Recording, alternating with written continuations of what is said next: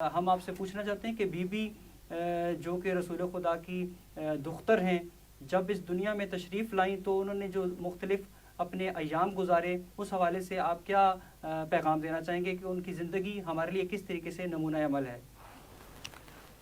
اعوذ باللہ من الشیطان الرجیم، بسم اللہ الرحمن الرحیم۔ قال رسول اللہ صلی اللہ علیہ وآلہ وسلم، الفاطمۃ وزات منی۔ انتہائی مشکور ہیں آپ کے والاسر کے کہ انہوں نے عالمی اشرائے عزائے فاطمیہ کے دوران جو ہے یہ جو پاکیزہ سلسلہ ہے پاک بی بی کی شہادت کا، اس عنوان سے یہ پروگرام رکھے ہیں جو میں سمجھتا ہوں کہ ہم پر فرض بھی ہے اور ہم پر قرض بھی ہے، اور لائق تحسین ہے والاسر کی ہماری ساری کی ساری یہ ٹیم قائد ملت جعفریہ پاکستان آغا سید احمد علی شاہ الموسوی النجفی سرکار کے حکم اور فرمان کے مطابق پوری دنیا کے اندر یہ ایام جو ہے منائے جا رہے ہیں۔ تو جس وقت کوئی بھی دنیا میں آتا ہے تو اس کے 3 ادوار ہوتے ہیں زندگی کے، آنے والا وہ بچہ ہے یا وہ بچی ہے، اور بالخصوص چونکہ گفتگو جو ہے پاک سیدہ طاہرہ جناب زہرا صلوات اللہ السلام علیہا کے بارے میں ہونی ہے۔ تو 3 ادوار ہیں۔ ایک دور وہ ہے کہ جو اپنے والدین کے گھر ہوتا ہے بطور بیٹی کے، اور دوسرا دور وہ ہوتا ہے کہ جو جس وقت اپنے والدین کے گھر سے بیٹی قدم بیر نکالتی ہے بیاہ کے، وہ اپنے گھر چلی جاتی ہے، وہ دور ہے اس کا۔ اور یہ جو ادوار ہیں، ایک بچپن کا دور، اور پھر ایک شادی کا، اور پھر وہ تیسرا مرحلہ کہ جس وقت مستور جو ہے وہ صاحب اولاد ہو جاتی ہے۔ اس میں ہم نے دیکھنا ہے کہ سیدہ طاہرہ کا جو بچپن ہے وہ نمونہ عمل ہے، اور نمونہ عمل اس انداز سے ہے کہ وہی سیدہ طاہرہ جس وقت اپنے پاک بابا کے پاس تشریف لے جاتی تھیں، تو اس وقت آپ دیکھ رہے ہیں کہ سلطان الانبیاء حضرت محمد مصطفیٰ صلی اللہ علیہ وآلہ وسلم جو ہے وہ کھڑے ہو کر سیدہ طاہرہ کا استقبال کر رہے ہیں۔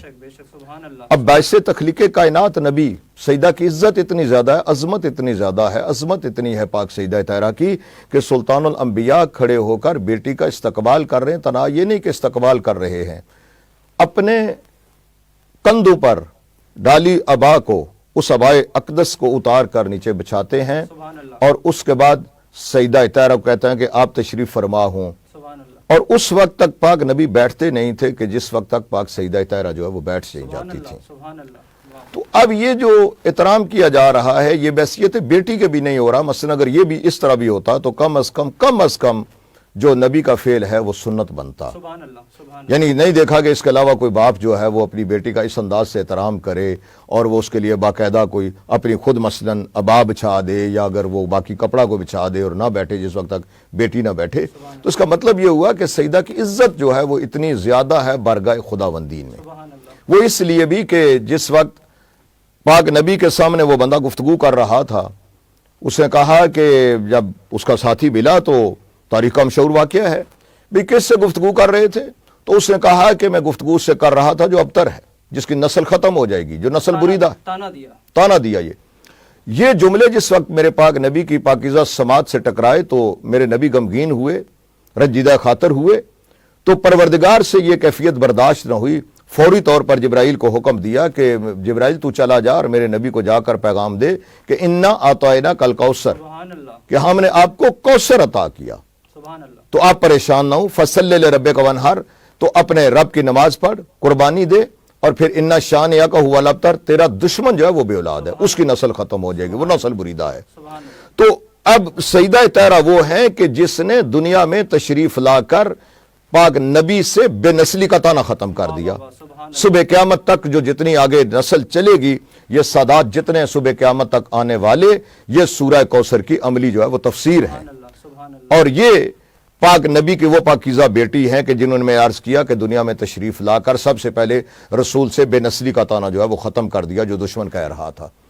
پھر اس کے بعد دوسرا دور آ جاتا ہے کہ جس وقت سیدہ جو ہے وہ پاک مولا امیر المومنین علی ابن ابی طالب علیہ الصلوۃ والسلام کے پاکیزہ گھر کے اندر قدم رکھا ہے، تو جس وقت سیدہ طاہرہ پاک نبی کے پاکیزہ گھر سے چلی ہیں تو اس کے بعد مولا امیر المومنین علیہ الصلوۃ والسلام کے گھر کے اندر قدم رکھا ہے، تو پوری زندگی ایک ایسی مثالی زندگی ہے بی بی کی کہ علی جیسے شہنشاہ کی خواہش رہی کہ سیدہ طاہرہ کسی بات کی فرمائش کریں، کوئی بات کریں اور وہ میں پوری کر سکوں، لیکن پوری زندگی میں وہ مرلہ نہیں آیا۔ تو ایک پیغام دیا رہتی دنیا تک کے لیے کہ ایک بیوی جو ہے، کامیاب بیوی کو جو ہے وہ کس طرح ہونا چاہیے، اس کو گھر جو ہے وہ کس طرح بسانا چاہیے، اور یہ رہتی دنیا تک کے لیے جو سیرت جو ہے سیدہ زہرا صلوات اللہ السلام علیہا کی، یہ خواتین عالم کے لیے ایک نمونہ عمل ہے کہ بحیثیت بیٹی آپ نے کس طرح وہ زندگی گزارنی ہے، پھر بحیثیت آپ نے ایک بیوی کے جو ہے وہ کس طرح کردار ادا کرنا ہے، اور پھر تیسرا جو دور آتا ہے تو وہ بحیثیت ماں کے، تو جس زاویے سے بھی دیکھیں، جس پہلو سے دیکھیں، عظمت کے دروازے کھل رہے ہیں۔ بیٹی ہیں تو سلطان الانبیاء کی، خود ان عزتوں عظمتوں کی مالک ہیں، علی جیسے شہنشاہ کے گھر کے اندر آئی ہیں، جو کل ایمان ہے، علی جیسے شہنشاہ، جس علی کی ایک ضربت ثقلین کی باتوں سے افضل ہے، جس علی کا چہرہ دیکھنا عبادت ہے، جس علی کا ذکر کرنا عبادت ہے، جس علی سے محبت رکھنا عبادت ہے، تو اب جس علی شہنشاہ کے گھر میں سیدہ طاہرہ آئی ہے، اس سیدہ کی عزت و عظمت کتنی ہوگی۔ تو اب اس کے بعد پھر اگلا جو دور شروع ہوا تو وہ جوانان جنت کے،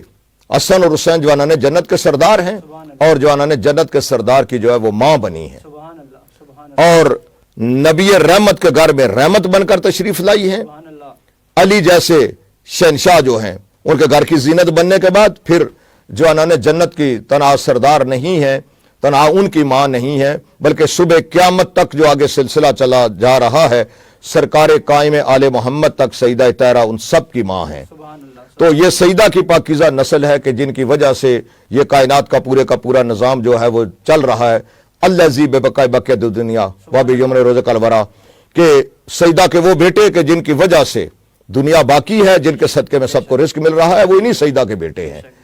تو یہ ادوار جو ہیں مختصراً سیدہ کے جو ہے وہ 3 ادوار،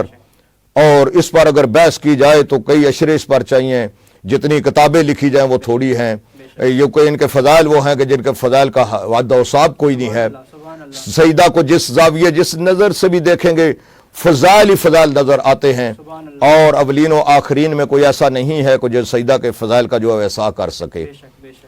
تو یہ سیدہ طاہرہ کی جو زندگی ہے ہمارے لیے وہ نمونہ عمل ہے۔